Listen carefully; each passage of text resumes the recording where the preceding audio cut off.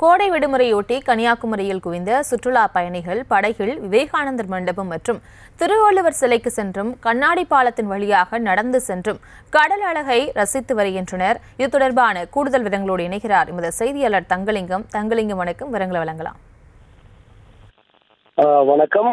உலக புகழ்பெற்ற சுற்றுலா தலமான கன்னியாகுமரி சுற்றுலா தலத்தில் கடல் நடுவே அமைந்துள்ள விவேகானந்தர் மண்டபம், ஐயன் திருவள்ளுவர் சிலை மற்றும் கண்ணாடி கூண்டு பாலத்தை சுற்றுலா படகில் சென்று நேரில் கண்டு ரசிப்பதற்காக உலகின் பல்வேறு பகுதிகளிலிருந்தும் ஏராளமான சுற்றுலா பயணிகள் கன்னியாகுமரிக்கு வருகை தருவார்கள்.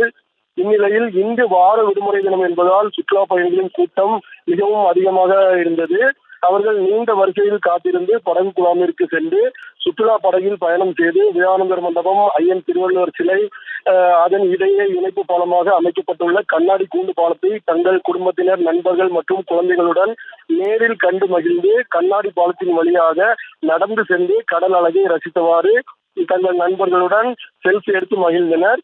குமரியில் இதமான சூழ்நிலை நிலவி வருவதால் சுற்றுலா பயணிகள் மகிழ்ச்சி அடைந்துள்ளனர். விவரங்களுக்கு நன்றி தங்கலிங்கம்.